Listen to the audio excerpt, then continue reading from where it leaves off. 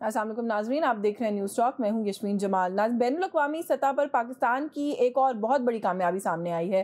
America की जानिब से बलूचिस्तान लिबरेशन आर्मी और मजीद ब्रिगेड को गैर मुल्की दहशतगर्द तंजीम करार दिया गया है। अमेरिका के सेक्रेटरी खारजा मार्को रूबियो की जानिब से यह ऐलान प्रेस स्टेटमेंट के जरिए सामने आया है, जिसमें उनका कहना है कि ट्रंप इंतजामिया की जानिब से इकदाम दहशतगर्दी के खिलाफ उनके अज़्म को जाहिर करता है। उनका मजीद कहना है कि इकदाम हमें दहशतगर्दी के नासूर से लड़ने और दहशतगर्द तंजीम की कार्रवाइयों की सपोर्ट रोकने के लिए इंतहाई मौसर है। यानी मार्को रूबियो का यह बयान इस बात की तस्दीक है कि अब अमेरिका भी पाकिस्तान से इत्तफाक कर रहा है कि BLA जैसी दहशतगर्द तंजीम तनहा नहीं है और तनहा कुछ कर भी नहीं सकती, बल्कि उसे हमारे दुश्मन मुल्क यानी भारत की मुकम्मल पुष्ट पनाही हासिल है। पाकिस्तान मुतअद्दिद बार अपने इन खदशात का इजहार बैनुल-अक़वामी फोरम्स पर करता रहा है और बलूचिस्तान में भारतीय मुदाखलत के वाज़ेह सबूत कुलभूषण यादव की सूरत में दुनिया के सामने भी रखता रहा है। अमेरिका की जानिब से पाकिस्तानी मौक़िफ़ की हिमायत एक ऐसे वक्त में सामने आना जबकि field marshal Asim Munir America के दौरे पर है, यकीनन हमारी मिलिट्री डिप्लोमेसी की कामयाबी का मुंह बोलता सबूत है। दूसरी जानिब पाकिस्तान ने भी दहशतगर्दों का कला कमा करने के लिए बाजौड़ और खैबर में बड़े पैमाने पर ऑपरेशन करने का फैसला कर लिया है। रियासत की जानिब से यह फैसला अमन जरगे की नाकामी के बाद सामने आया है। थोड़ा सा बात करेंगे कि ये जो दोनों बड़े अहम फैसले हैं, इनके क्या रिपरकशंस या क्या इम्पैक्ट हो सकते हैं, एंड लाइक आई सेड कि कितनी बड़ी हमारी मिलिट्री डिप्लोमेसी की ये कामयाबी है। थोड़ा सा इस पर भी बात करेंगे। हमारे साथ प्रोग्राम में हमें ज्वाइन किए दिफाई तज्जियाकार है air vice marshal retired Ejaz Malik साहब ने। बहुत शुक्रिया सर आपका, आपने प्रोग्राम में वक्त दिया। सर सबसे पहले तो यही बात जो जहाँ पर मैंने अभी इब्तिदाइया अपना छोड़ा है सर, कि BLA की खास तौर पे बात करें तो sir specially designated terrorist organisation categorise किया जाता था इस ऑर्गेनाइजेशन को, लेकिन अब इसको भी और मजीद ब्रिगेड को भी सर जो है वो इंटरनेशनल टेररिस्ट ऑर्गेनाइजेशन डिक्लेयर कर दिया गया है। इसको किस तरीके से देख रहे हैं? क्या ये कहना दुरुस्त होगा कि जो हमारा मौक़िफ़ रहा है इस सारे मामले को लेकर फाइनली दुनिया ने उसका इतराफ़ कर लिया? जी, बिस्मिल्लाहिर्रहमानिर्रहीम, बहुत शुक्रिया। ये यकीनन हमारी जो लीडरशिप की और हमारे जो एक डिप्लोमेसी की ये बहुत बड़ी कामयाबी है कि आज दुनिया उस चीज़ का इतराफ़ कर रही है कि जो पाकिस्तान का मौक़िफ़ रहा है, पाकिस्तान इस चीज़ के डोज़ियर फ़राहम करता रहा है मुख्तलिफ़ इंटरनेशनल ऑर्गेनाइजेशंस को, और पाकिस्तान हमेशा से इस चीज़ को हाईलाइट तो करता रहा, लेकिन बदकिस्मती से हालिया पाक भारत जंग से पहले दुनिया जो है वो समहाउ वो भारतीय नैरेटिव को जो है वो उसको एक्सेप्ट करती रही, और उसकी वजूहात ये नहीं थी कि भारत का मौक़िफ़ दुरुस्त था या उनके पास कोई एविडेंस था, बल्कि उसकी वजह ये थी कि दुनिया आजकल जियो इकोनॉमिक्स के लेंस से सब लोग, तमाम ममालिक जो हैं वो तमाम इश्यूज को, तमाम रिलेशंस को देखते हैं। तो वो भारत के साथ चूंकि उनके मुआशी मफादात थे, तो वो इसको हमारे मौक़िफ़ को दुरुस्त होते हुए भी उन्होंने जो है एक्सेप्ट नहीं किया था। लेकिन मई के कॉन्फ्लिक्ट के बाद ये रीजन जो है ये इंटरनेशनल पर्सपेक्टिव में एक बदला हुआ रीजन, जहां पाकिस्तान एक फातेह कौम, एक फातेह मुल्क की हैसियत से उभर के आया है, बल्कि ये भी साबित हुआ है कि भारत जो है, जो अपने आप को खुद एक मजलूम के तौर पे पेश करता रहा, खास तौर पे कश्मीर के हवाले से कि वहां पे पाकिस्तानी स्पॉन्सर्ड कोई एक्टिविटीज हो रही हैं या क्रॉस बॉर्डर कोई इन्फिल्ट्रेशन के इल्जामात, इस किस्म की फजूलियात। लेकिन अब दुनिया ये मान गई है कि ये असल हकीकत इसके बरक्स है। अच्छा, लेकिन सर इसके अंदर एक फैक्टर और भी है, वो जिसको सेक ऑफ डिस्कशन में चाहती हूँ कि आप जरूर उसके ऊपर एक दफा अपनी राय दे दें। आपने कहा ना कि पहले एक इंटरनेशनल रिलेशंस की डायनामिक्स फर्क थी when it came to India, जिसकी वजह से लोग हमारे मौक़िफ़ का इतराफ नहीं करते थे। तो सर कहीं ऐसा तो नहीं है कि अभी डोनाल्ड ट्रंप जो है, हम देख रहे हैं कि उस मई कॉन्फ्लिक्ट के बाद जो है वो मोदी को, इंडियन सरकार को बड़ा लताड़ते हुए नजर आते हैं जहां उनको मौका मिलता है। तो कहीं ये वो जो उनका एक अपना एक चेंज पर्सपेक्टिव है, स्पेशली प्राइम मिनिस्टर मोदी को लेकर, कहीं उसी को सामने रखकर तो ये नहीं किया गया कि BLA को एक्सेप्ट कर लिया गया है as a foreign terrorist organisation? देखिए, अगर ये आर्गुमेंट भी मान लिया जाए तो इसमें भी कोई गलत बात तो नहीं है। देखिए, हम पहले भी अपना मौकफ जो है वो हकायक की बुनियाद पे परसू कर रहे थे, और आज भी ऑन ग्राउंड सिचुएशन यही है। बल्कि भारत की जो इन्वॉल्वमेंट है BLA के साथ, वो तो भारत के बहुत सारे जो है लीडर्स ने उस चीज को इतराफ भी किया। तो आप अगर वो किसी तासुब से बालातर होके हकीकत का साथ दे रहे हैं और उसी की साइडलाइंस पे वो भारत के साथ भी अपना स्कोर सेटल करना चाहते हैं, जो उनकी एक इस वक्त एक तनाव चल रहा है उनके रिलेशनशिप में, और खास तौर पे पर्सन टू पर्सन रिलेशनशिप। तो इसमें कोई हर्ज नहीं है। मतलब सर थोड़ा सा आगे बढ़ते हुए हमारे पर्सपेक्टिव जी सर, थोड़ा सा आगे बढ़ते हुए बाजौड़ में अमन जिरगे में मुज़ाकरात की नाकामी के बाद सर एक ग्रैंड ऑपरेशन के हवाले से जो है वो बात सामने आ रही है कि ग्रैंड ऑपरेशन किया जाएगा। सर जिला बाजौड़ में 300 के करीब दहशतगर्द मौजूद हैं, ये हमें बताया जा रहा है। तो एक सवाल लोगों के ज़हनों में ये भी आ रहा है कि ये जो तादाद का नंबर बताया जा रहा है, इसके लिए क्या किसी ग्रैंड ऑपरेशन की कोई जरूरत, कोई रिक्वायरमेंट है? देखिए, इस वक्त KP में गुज़श्ता काफी महीनों से बड़ी हमने शिद्दत देखी है, KP में भी, बलूचिस्तान में भी, और इसकी थोड़ी डायनामिक्स डिफरेंट हैं, लेकिन अल्टीमेटली ये मिलिटेंसी तो है। और ये खास तौर पे KP में ये जो फितनतुल ख्वारिज है या जो TTP है, वो उनको जो आने के लिए यहाँ आके ऑपरेट करने के लिए, यहाँ आके रिक्रूटमेंट करने के लिए, अपने ऑपरेशंस करने के लिए, उनको अफगानिस्तान की तालिबान हुकूमत की सपोर्ट है, इसमें कोई दो राय नहीं।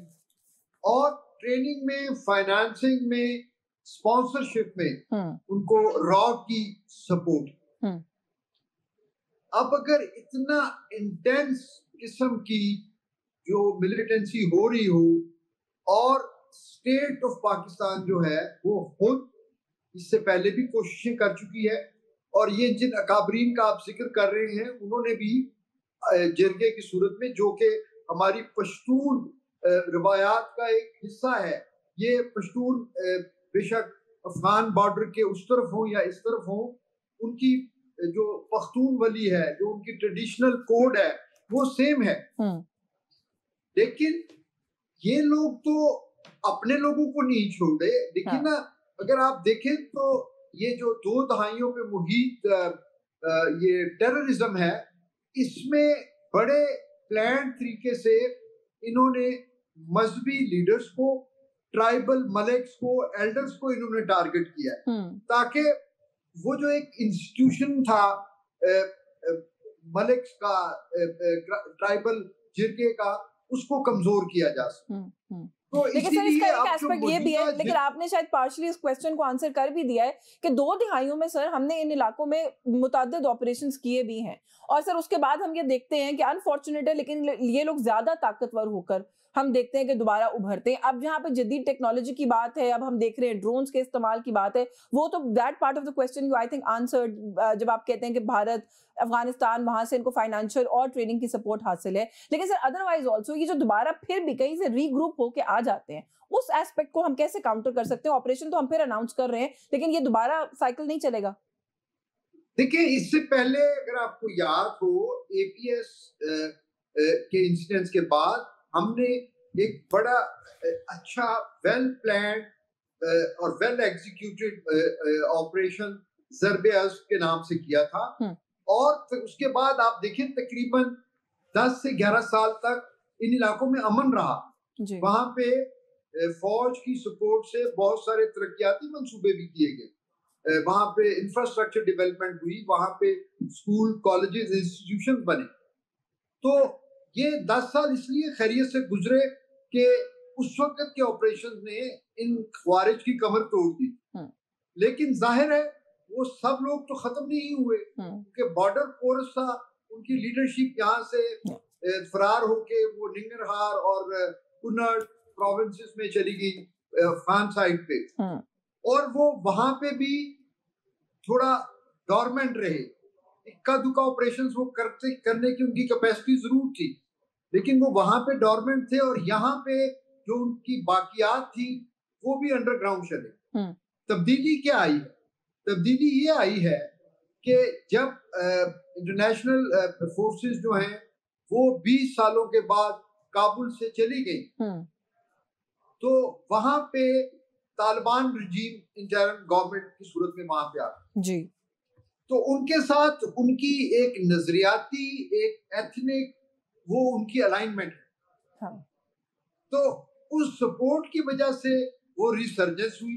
बिल्कुल। अच्छा, भारत को ये मौका मिल गया। हाँ। और भारत ने अपनी सपोर्ट जो है वो उन्होंने भरपूर अंदाज से उनको करना शुरू कर दिया। सर, अफगानिस्तान फैक्टर के ऊपर कभी किसी और आम होके, हाँ। और फिर रही सी जो अफगानिस्तान का फैक्टर है उस पर किसी और नशिस्त में आपसे बात करेंगे। मेरे पास इस सेगमेंट में अभी थोड़ा वक्त कम है। मैं आखिर में आपसे ये कमेंट जरूर लेना चाहती हूँ कि आपको भारत की तरफ से ये जो कुछ गुफ्तगू हो रही है, उनको इतने महीनों के बाद याद आ गया कि उन्होंने हमारे 6 तैयारे गिराए हैं, फिर उसके बाद अब उनके आर्मी चीफ की तरफ से दोबारा ये कोई इंदिया देना कि जंग तो अभी जारी है या जंग को आप रूल आउट नहीं कर सकते, दोबारा किसी मिस एडवेंचर की तैयारी आपको लगता है कि भारत की तरफ से हो रही है, या बस 2-3 दिन में जो इलेक्शन है उसके लिए ये वो हो रही है, जबानी जमा खर्च हो रही है? देखें, इस चीज का इम्कान तो हमेशा रहता है, खास तौर पे जब तक वो तनाज़ात मौजूद हैं जिनकी वजह से जंग होती है, वो तो जंग का इम्कान तो रहता है। अब ये सिचुएशन ज्यादा सीरियस इसलिए है कि अनएक्सपेक्टेडली उनको एक बड़ी शिकस्त हुई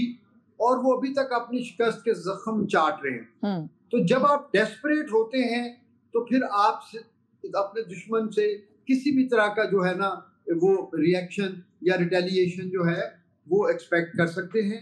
लेकिन आप देखिए, हमारे सिपा सलार ने अमेरिकन सॉइल पे उन्होंने एक बड़ा भरपूर जवाब दिया है इंडियन आर्मी चीफ को जी। तो मेरा ख्याल है वही हमारी पॉलिसी स्टेटमेंट है। हमारी अफवाज, हमारी कौम, हमारे अवाम वो बिल्कुल तैयार हैं, और अगर जो सैंपल हमने उनको 4 रोजा जंग में दिखाया था, अगर उससे उनकी तसल्ली नहीं हुई तो आए फिर देखें क्या होता है। फिर एग्जैक्टली, फिर देखें क्या होता है। सर, बहुत शुक्रिया आपका, आपने मुझे प्रोग्राम में वक्त दिया। कुछ अहम इश्यूज थे आज के, हमने कोशिश की कि उसके ऊपर आपकी राय जो प्रोग्राम में शामिल करें। ब्रेक का वक्त हो रहा है, ब्रेक से वापस आएंगे तो कुछ जो इंटरनल पॉलिटिकल मामलात हैं उनके ऊपर बात करेंगे। फवाद चौधरी साहब हमारे साथ मौजूद होंगे, हमारे साथ रहेगा। वेलकम बैक नाज़रीन। ब्रेक पे जाने से पहले हमने आपको बताया था कि कुछ अंदरूनी सियासी मामलात हैं, उन पर भी बात करेंगे, और थोड़ा सा ये जो एक डेवलपमेंट है जिस पे हमने प्रोग्राम के पहले हिस्से में भी बात की, उस पर भी बात करेंगे। हमारे साथ प्रोग्राम में मौजूद हैं सीनियर सियासतदान हैं फवाद चौधरी साहब, ने हमें ज्वाइन किया। बहुत शुक्रिया सर आपका, आपके वक्त के लिए। मैं फवाद साहब, प्रोग्राम के पहले हिस्से में भी थोड़ा सा हम इस हवाले से बात करते पहले आपकी राय लेके आगे बढ़ेंगे कि सर BLA को जो है वो दर्जा दे दिया गया है गैर मुल्की दहशतगर्द तंजीम का। इस डेवलपमेंट को सर कैसे देख रहे हैं? क्योंकि जाहिर है हमारी तरफ अगर हम अपने मौक़िफ़ को सामने रखें तो क्या ये कहना दुरुस्त होगा कि हमारे मौक़िफ़ को फाइनली अमेरिका ने तस्लीम कर लिया? क्योंकि हम तो बहुत अरसे से ये बात कह रहे हैं कि ये जो तंजीमें हैं ये फॉरेन फंडेड है, भारत की इनको पुष्टपनाही हासिल है और ये पाकिस्तान को डिस्टेबलाइज करने के लिए काम करती हैं। नहीं, ये बहुत बड़ी कामयाबी है पाकिस्तान की। मुझे तो अगर आप ये कहें कि अफगानिस्तान की जंग के बाद ये पाकिस्तान का सबसे सिग्निफिकेंट जो है वो डिप्लोमेटिक विक्ट्री है, तो उसमें कोई शुबा नहीं होगा। क्योंकि देखिए, सबसे पहले तो हमारे यहाँ लोगों को इतने इश्यूज की डेप्थ में बात होती नहीं है जी। बलूचिस्तान को आज़ाद मुल्क बनाने का जो एजेंडा है वो 1945 से जो है वो कहीं ना कहीं किसी ना किसी सूरत में चल रहा था। और अगर आप चर्चिल पेपर्स देखें, 1945 में उनकी काबीना ने, जब ब्रिटिश पेट्रोलियम ने मिडिल ईस्ट को कार्व किया था और डिफरेंट मुल्क क्रिएट किए थे, इराक क्रिएट किया था, एमिरेट्स बनाई थी और कुवैत बनाया था और फिर सऊदी अरेबिया, ये सारे ममालिक बनाए थे। उसी वक्त उनकी एक सजेशन अफगानिस्तान और पाकिस्तान के साथ बलूचिस्तान को बनाने की भी थी। और उस वक्त से ये मामला जो है वो किसी न किसी साजिश के तहत एक इंटरनेशनल कॉलेजियम ऑफ स्टेट्स जो है वो इसको परस्यू करता रहा है। ये जो अमेरिका की सपोर्ट अभी मिली है और BLA और ये जो मजीद ब्रिगेड को जो किया गया है आउटलॉ, ये एक बहुत बड़ी कामयाबी है। सो पहली बार जो मैं समझता हूँ कि कमर ही टूट गई है बलूचिस्तान में जो सेपरेटिस्ट हैं जो दहशतगर्द हैं उनकी। और इसके बाद अब यूरोपीय यूनियन के लिए, इंडिया के लिए बड़ा मुश्किल होगा इसको कंटिन्यू करना, इनकी सपोर्ट को। हमें जो प्रॉब्लम आता है वो दहशतगर्दी से या इंटरनल इश्यूज से लड़ना मुल्कों के लिए इशू नहीं, स्पेशली पाकिस्तान जैसा मुल्क जहाँ पे इदारे इतने मजबूत हैं, जहाँ पे इतनी मजबूत फौज है, प्रॉब्लम नहीं होता। लेकिन जब इंटरनेशनल उसमें एक आ जाता है सपोर्ट, तो वो फिर उसके कलर और हो जाता है। ऐसे ही सो हम बलूचिस्तान में जो हमारी लड़ाई है और जो चल रही थी, जिसमें बाद में इन्होंने एथनिक कलर भी दे दिया, जिस तरीके से पंजाबियों को शहीद किया गया, पंजाबी मजदूरों को शहीद किया गया, पंजाबी टीचर्स को वहां से देसन काला दिया गया, और उसके बाद बलूचिस्तान की हैयत और नौयत को तब्दील करने की जो कोशिशें हुई, हमारे एडमिनिस्ट्रेटिव फेलियर्स भी बहुत हैं। ये भी नहीं है कि कोई हमने कुछ बड़ा अपना कोई इंतजामी तौर के ऊपर अच्छा हैंडल किया। हमारे इंतजामी जो फेलियर्स हैं वो भी बेपनाह है, लेकिन उसको बहुत सपोर्ट मिल रही थी इंडिया से। और अगर आपको याद हो यास्मीन, शाह महमूद कुरैशी साहब ने एक डोजियर दिया था पीटीआई की हुकूमत में, जिसमें हिंदुस्तान के जो तमाम लिंक्स हैं बीएलए के साथ, उसके ऊपर बहुत तफसील से एविडेंस दी गई थी। अब ये जो कामयाबी मिली है, मेरा ख्याल यही है कि इसहाक डार साहब, असल में टू बी फेयर विद, इसहाक डार साहब को कोई भी नहीं समझ रहा था कि वो इतना कामयाब वजीर खारजा होंगे, लेकिन वो बड़े धीमे आदमी हैं और उन्होंने बड़ी कामयाबियां हासिल समेटी हैं पाकिस्तान के लिए। उन्होंने और उनकी जो टीम है, जिसमें ज़ाहिर मिलिट्री की जो उनको सपोर्ट शामिल है, जो उनके ऑफिस की सपोर्ट शामिल है, वो कमेंडेबल है। और अगर वो अब शाह महमूद कुरैशी साहब के उस डोजियर को अपडेट करें और अब हम उसको यूरोपीय यूनियन और स्पेशली फैटफ में लेके जाएं, तो बहुत चांसेस हैं कि इंडिया इस वक्त फैटफ में ब्लैकलिस्ट हो जाएगा। चलें, very magnanimous of you to acknowledge के इसहाक डार साहब जो है उनकी जो भी कंट्रीब्यूशन है सारे मामले को लेकर, सर जो भी आपने भी गुफ्तगू की है, एंड ऑफ कोर्स आपने बिल्कुल दुरुस्त फरमाया है कि ये बड़ी कामयाबी है और हम इसको हमें ज़ाहिर सेलिब्रेट करना चाहिए, ओवर प्ले भी करना चाहिए। डिप्लोमेटिक फ्रंट के ऊपर इस वक्त यही लग रहा है कि पाकिस्तान जो है we are doing very well अल्हम्दुलिल्लाह। हमने ना सिर्फ एक दुश्मन को जो है वो चित किया, उसके बाद भी जिस तरह से कामयाबियां समेट रहे हैं उसका सिलसिला जारी है। थोड़ा सा इंटरनल पर आ जाते हैं, मुल्क के अंदर जो सब पॉलिटिकल पोलराइजेशन है उसको किस तरीके से देख रहे हैं? वो तो हर गुजरते दिन के साथ बढ़ती जा रही है, फैसलों का सिलसिला आपके सामने जिस तरीके से वो आ रहे हैं, और इस सबके बीच में आज फिर स्पीकर कौमी असेंबली जो है वो पाकिस्तान तहरीक इंसाफ के लोगों को और अरकान को ये कहते हुए पाए गए कि आप लोग ना ईवान से वॉकआउट करें, ईवान के अंदर रहें, यहाँ पर रह के हमसे अपने मुतालबात मनवाएं, बल्कि मैं 2 कमेटियां बना देता हूँ, मुज़ाकरात करें। तो सर ये इस सब के बीच में मुज़ाकरात आपको होते हुए नजर आते हैं? क्या मुज़ाकरात होने हैं? ये तो देखिए ना, ऐसे ही अयाज सादिक साहब ने हर वो काम किया है जो इंतहाई गैर जमहूरी और डिक्टेटोरियल रूल में हो सकता है। अच्छा। यानी मुमकिन ही नहीं है कि आप किसी जमहूरियत में पार्लियामेंट के अंदर घुस के 10 एमएनए जो हैं वो रात को उठा लिए जाएं। जिस तरीके से उन्होंने अपने एमएनए को डिस्क्वालीफाई कराने के लिए इलेक्शन कमीशन का गैर आईनी साथ दिया, जिस तरीके से उन्होंने अपोजिशन को कमजोर किया, उसके बाद इस तरह की बातें तो करेंगे तो वो यही कहेंगे ना लोग के बगल में छुरी और मुंह में राम राम। तो बहुत ही अयाज सादिक साहब का मेरा बड़ा एहतराम का ताल्लुक है, बहुत मैं समझता हूँ is a gem of a person, लेकिन अनफॉर्चुनेटली उन्होंने अपनी बहुत ही बुरी लेगेसी को छोड़ के जा रहे हैं।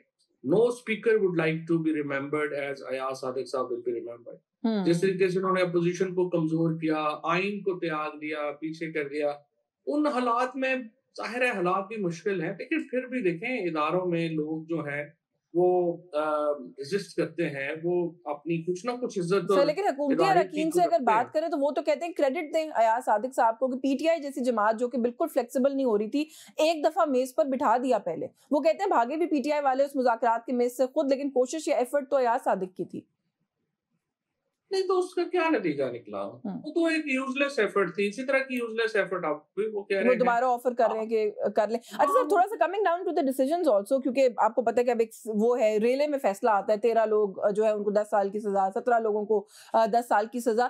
2 दफा सर ये हुआ, अभी जुलाई में पहले डिसीजन आए और फिर अब कल जो है हमने देखा कि वो इसी तरह फैसलों का सिलसिला हमने देखा कि आया। शाह महमूद कुरैशी साहब दोनों दफा जो है वो बरी हुए। जाहिर है जो उनकी लॉयर्स की टीम है उनसे मैंने भी बात की, वो ये कहते हैं कि हमने इररिफ्यूटेबल एविडेंस एविडेंस दिया कि कुरैशी साहब नहीं थे मौजूद उस वक्त कहीं पर भी, लेकिन जाहिर है और भी जो लोग जो कन्विक्ट हो गए हैं उनके भी खिलाफ इररिफ्यूटेबल एविडेंस तो था, जिनको किसी खाते नहीं लाया गया, उनके खिलाफ जो बरियत, उनके हक में जो बरियत के फैसले आते हैं, एक तो उसको कैसे देख रहे हैं, पीटीआई उसको कैसे देखेगी? आपको लगता है कि पीटीआई को अल्टीमेटली बेनिफिट होगा अगर वो बरी हो जाते हैं?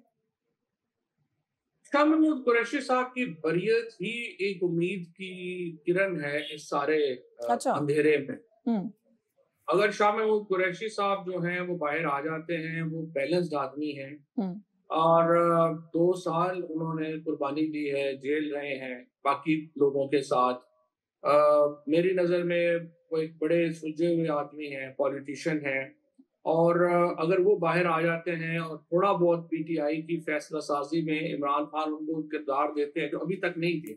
अभी तक शाह महमूद कुरैशी का, एजाज चौधरी का, महमूद रशीद का, यास्मीन राशिद, उमर चीमा, इन लोगों की कोई हैसियत नहीं है पार्टी। और अगर इन लोगों को रोल मिलता है और शाह महमूद कुरैशी साहब बाहर आते हैं तो मेरे ख्याल में यही वो उम्मीद की एक किरण है जो कि पीटीआई को इस अंधेरे कुएं से बाहर निकाल सकते। नहीं, लेकिन आप जब सर कहते हैं कि इन सब लोगों की कोई हैसियत नहीं है, ये तो बड़ी कुर्बानियां दे रहे हैं पार्टी के लिए, तो हैसियत ना होना जिम्मेदारी आप इमरान खान साहब पर समझते हैं कि वो रिकॉग्नाइज नहीं कर पा रहे और इनको हैसियत नहीं दे पा रहे, या जो लीडरशिप बाहर है उनकी तरफ आपका इशारा है? इमरान खान तो जेल में है ना जी, उन्होंने तो जाहिर एक्सेस नहीं है। इमरान खान साहब के ऊपर तो सिर्फ एक ही आप जो है वो कह सकते हैं ना कि जी उन्होंने इन लोगों को अपॉइंट किया हुआ है जी। जाहिर है कि इन लोगों को अपॉइंट खान साहब ने किया। मेरी अपनी नजर में, I can be totally wrong, Imran Khan ने पीटीआई को बुजदार मॉडल के हवाले कर दिया है, जो कि पंजाब में जिस तरह से उन्होंने बुजदार को लगाया और समझा कि मैं चला लूंगा इस्लामाबाद में बैठ के। अब भी अगर वो ये समझते हैं कि वो जेल से बैठ के इन बुजदार मॉडल के ऊपर पार्टी चला सकेंगे, तो उसी वजह से इमरान खान 2 साल से जेल में। उन्हें एतमाद करना होगा अपने लोगों के ऊपर, शाह महमूद कुरैशी जैसे लोगों के ऊपर, एजाज चौधरी, महमूद रशीद जैसे लोगों के ऊपर जो पॉलिटिकल लोग हैं। आप बाहर के लोगों को एतबार नहीं करते, आप समझते हैं कि जो लोग चले गए उनको नहीं आप एतबार करते। आरफ अलवी पे एतबार करें, असद कैसर पे करें, शाह महमूद कुरैशी पे करें, एजाज चौधरी, महमूद रशीद पे करें, लेकिन क्यों नहीं कर पा रहे खान साहब इन पे एतबार? वैसे कोई आपका कोई एनालिसिस है इसके ऊपर? कुछ सोचा आपने कभी कि क्या वजह हो सकती है? लेकिन मेरे ख्याल में वजह यही हो सकती है ना कि वो सोचते होंगे कि ये जो पार्टी है वो कहीं ये ना हो कि मेरे हाथ में ना रहे। ये मुमकिन ही नहीं है। इमरान खान के अलावा पार्टी का कोई वजूद अच्छा, this is a very very important point जो आपने रेज किया। मैंने ये सवाल भी पूछना था आपसे। मैं एक ब्रेक ले लूं, मुझे क्विक ब्रेक लेनी है, ब्रेक से वापस आके इस पे मजीद बात करती हूँ। कुरैशी साहब या कोई भी जिन लोगों का आपने नाम लिया उनमें से कोई पोटेंशियल लगता है पार्टी टेक ओवर करने का, ये एक कंसर्न है जो कुछ लोग समझते हैं कि इसकी वजह से ये नहीं हो रहा कि खान साहब उन पर एतमाद करते हैं। इस पर बात करते हैं इस ब्रेक के बाद। हमारे साथ रहिएगा जी। वेलकम बैक नाज़रीन। फवाद चौधरी साहब हमारे साथ प्रोग्राम में मौजूद है। ब्रेक पे जाने से पहले जो बात हम कर रहे थे फवाद साहब, आपने कहा कि शायद कहीं ये लैक ऑफ कॉन्फिडेंस है, ये ट्रस्ट है कि इनमें से कोई रिप्लेसमेंट, आपने कहा इमरान खान साहब की कोई रिप्लेसमेंट नहीं हो सकती। सर, रिप्लेसमेंट हो ही जाती है अल्टीमेटली लोगों की। यही ख्याल नून लीग वालों को भी था कि नवाज शरीफ साहब की कोई रिप्लेसमेंट नहीं हो सकती, लेकिन अब शहबाज शरीफ साहब देख लें, आप वज़ीर आज़म है, मरियम साहिबा जो है चीफ मिनिस्टर है, वो खाली कहने की हद तक कायद रह गए हैं नून लीग के। तो कहीं ये वो एस्पेक्ट हावी है, मैं भी समझती हूँ। और आपको लगता है कि शाह महमूद कुरैशी ही अल्टीमेटली इमरान खान साहब की रिप्लेसमेंट हो सकते हैं पार्टी के अंदर? पहले तो मैं नून लीग के ऊपर भी आपके तज्जिए से बिल्कुल एग्री नहीं करता। नून लीग तो नवाज शरीफ का नाम है। और नवाज शरीफ जिस दिन चाहेंगे, मरियम नवाज और शहबाज शरीफ की कोई हैसियत नहीं है नवाज शरीफ के सामने। अच्छा। जो पॉलिसी देना है वो नवाज शरीफ, और वोट जो है वो नवाज शरीफ का है, जो चाहे थोड़ा है, चाहे बहुत है, चाहे वो इधर उधर है, जैसा भी है, वोट नवाज शरीफ का है। मरियम नवाज और शहबाज शरीफ की देखें पॉलिटिकल हैसियत कुछ भी नहीं है। वो तो सिर्फ नवाज शरीफ के कहिए के कंधों पे खड़े होके आपको बड़े लग रहे हैं। ये तो जब महात्मा गांधी कांग्रेस में थे नहीं थे, वो 25 आने के मेंबर भी नहीं थे कांग्रेस के, लेकिन कांग्रेस उनके बगैर हिल ही नहीं सकती थी। इसी तरह से नून लीग नवाज शरीफ के बगैर, पीटीआई जो है वो इमरान खान के बगैर बिल्कुल हिल ही नहीं सकती। इमरान खान को जो भी लोग कोई ये कहता है कि कोई बंदा आपको माइनस करना चाह रहे हैं, ये माइनस हो जाएंगे, वो सिर्फ अपनी दुकान चमका रहे हैं। इमरान खान को कोई किसी से खतरा नहीं, he is too big now. Imran Khan का जो कद है इस वक्त, वो तो शायद पाकिस्तान में या हिंदुस्तान में कहीं इतनी पॉपुलैरिटी कायद-ए-आज़म मोहम्मद अली जिन्ना ने या महात्मा गांधी को नसीब हुई है, इतनी बड़ी पॉपुलैरिटी इमरान खान के अलावा ये बात किसी तो और वैसे खान लीडर साहब के को खुद पास भी नहीं। समझ आती होगी ना, ये आनी चाहिए कि he is too big now, और जेल काट ली उन्होंने इतना अरसा, जो कि पाकिस्तान में कम कोई सियासी रहनुमा शायद ही कोई मिलता है जिसने काटी हो। तो खान साहब फिर भी इन डाउट्स के अंदर, लेकिन सर ये सारे मामले के अंदर जब हम कहते हैं पार्टी टेक ओवर कोई कर सकता है या कोई रिप्लेस कर सकता है, ये बहस तो होती है। वहां पर इस डिबेट के अंदर उनकी हमशीरा का नाम भी अब आने लग गया है सर, और कुछ लोगों का ये ख्याल है कि जो बाहर की जो लीडरशिप है उसके अंदर जो एक कंफ्यूजन है, उसके अंदर कहीं ना कहीं हलीमा साहिबा का भी एक किरदार है, और शायद वो एम्बिशियस हो गई हैं, पार्टी टेक ओवर करना चाहती हैं। इसके ऊपर आपकी क्या राय है?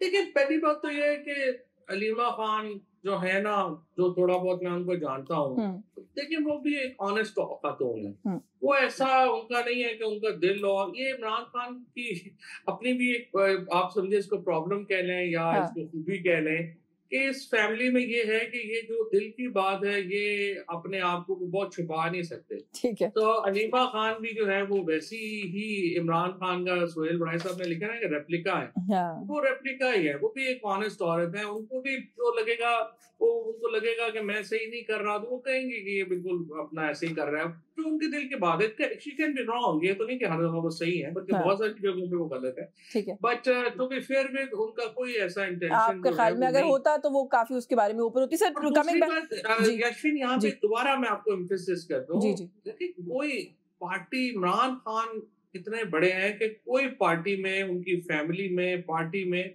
कोई उनको चैलेंज नहीं है पॉपुलैरिटी का या पार्टी का। और पार्टी वोट जिसके साथ जाना है वो तो देखिए ना, पार्टी तो उसकी है जिसके साथ वोट है। वोट इमरान खान का है, मेरे कहने से तो नहीं, शाह महमूद कुरैशी के कहने से या बाकी किसी और के कहने से वोट ने अपना ट्रेंड तो नहीं चेंज नहीं करना। लेकिन sir coming back to the original point, हुकूमत शाह महमूद कुरैशी साहब की रिहाई मुमकिन होने देगी? क्योंकि आपको पता है बरियत तो होती चली जाती है, फिर नया केस भी डलता चला जाता है ना, ये भी यहाँ पर एक मामला है। देखिए, मेरे ख्याल में हुकूमत के लिए और एस्टैब्लिशमेंट के लिए, पीटीआई के लिए शाह महमूद कुरैशी साहब जो है वो बेस्ट बेट है। अगर वो निकलते हैं और कोई बातचीत शुरू हो सकती है, कोई चीज। एक तो देखो ना, इस वक्त यशवीन, एक तो सच्ची बात यह है कि लग ये रहा है कि हुकूमत में, एस्टैब्लिशमेंट में कोई ख्वाहिश ही नहीं है कि कोई टेम्परेचर नीचे आए। अच्छा, ये मेरे लिए बड़ी एक हैरत अंगेज बात है, क्योंकि जब आप इतने ताकतवर होते हैं, कई दफा बहुत ताकत में पता भी नहीं चलता कि रुकना कहाँ है। लेकिन सच्ची बात यह है कि जितनी इस वक्त हुकूमत, एस्टैब्लिशमेंट, इंटरनेशनल सपोर्ट जो मिली है उन्हें, और जिसको आपने पहले उसमें डिस्कस भी किया, अब उस सपोर्ट के बाद अगर मैं एडवाइस कर रहा हूँ एस्टैब्लिशमेंट को, तो मैं तो कहूँगा कि आप इंटरनल जो कंट्रोवर्सी है उसको टेम्परेचर को नीचे लेके आए, क्योंकि इतना बड़ा मौका पाकिस्तान को तो 76 साल में नहीं मिला जो अब मिल रहा, और अपने आप को कंसोलिडेट करने का जो मौका मिल रहा है वो तो इससे पहले। आपको नहीं लगता कि खान साहब को भी थोड़ी नजरसानी करनी चाहिए? मुज़ाकरात इन्हीं से करें जो कि इस वक्त इक़्तिदार में हैं, चाहे आपको उनका इक़्तिदार, आप समझते हैं कि वो लीगल या लेजिटिमेट इक़्तिदार नहीं है, लेकिन सिर्फ है तो सही ना, इस वक्त इन पावर है। आपने भी खुद इसाक डार साहब की तारीफ की है। देखिए, बात सिंपल है, बिल्कुल सही बात है आपकी इस हद तक कि पॉलिटिकल पार्टीज को डायलॉग में शामिल होना चाहिए, लेकिन देखें डिसीजन मेकिंग पाकिस्तान में पॉलिटिकल एस्टैब्लिशमेंट ने करनी है। ये बेचारे ने, शहबाज शरीफ ने या मरियम ने तो नहीं रख करना ना फैसला। 100% हुकूमत की जमातों से बात करनी चाहिए और 100% एस्टैब्लिशमेंट को उसमें शामिल होना चाहिए। मैं भी इसके अलावा मैं भी इन प्रिंसिपल यही बात कर रही थी कि उनको माइनस करके बात नहीं हो सकती जो कि इस वक्त इक़्तिदार में। सर थोड़ा सा आखिर में मुझे ये बता दें, ये बड़ा इंपॉर्टेंट है, मैं आपसे आपकी राय लेना चाहती हूँ। ज़िमनी इलेक्शंस के बायकॉट का फैसला, ये दुरुस्त फैसला है? आप समझते हैं मैदान को इस तरह से खाली छोड़ देना, या आप समझते हैं कि मैदान इन एनी केस पीटीआई के लिए जो है वो अवेलेबल ही नहीं है? अवेलेबल ही नहीं है पीटीआई को कोई जगह। देखिए, पीटीआई का फोकस इस वक्त सिर्फ ये होना चाहिए कि जो बंदूक उनकी कनपटी से लगी हुई है वो नीचे हटे, वो हटेगी तो पॉलिटिक्स करेंगे ना। अभी तो ना इलेक्शन का कोई है फायदा, ना असेंबलियों का कोई फायदा है, ना सिस्टम में आना जाने का कोई है ही नहीं। आपकी कोई हैसियत औकात ही नहीं है। मुझे बताइए, किस जमहूरी मुल्क में 3 जो लीडर ऑफ अपोजिशन है उनको with a stroke of pen शाम को जो है वो आप घर भेज देते हैं? Never happens like that. So ये तो मजाक है ना। सबसे पहले तो रोम बने, कोई हुकूमत के साथ, एस्टैब्लिशमेंट के साथ अपोजिशन को रखने की वो कोई ख्वाहिश भी रखते हो, को टेम्परेचर नीचे लाने की हो, तो फिर ही बात आगे चलेगी, वरना कैसी हो। बिल्कुल ठीक है। तो ये इस वक्त मौजूदा सूरत हाल में तो सर फिर मुझे लग रहा है कि एक डेडलॉक ही है।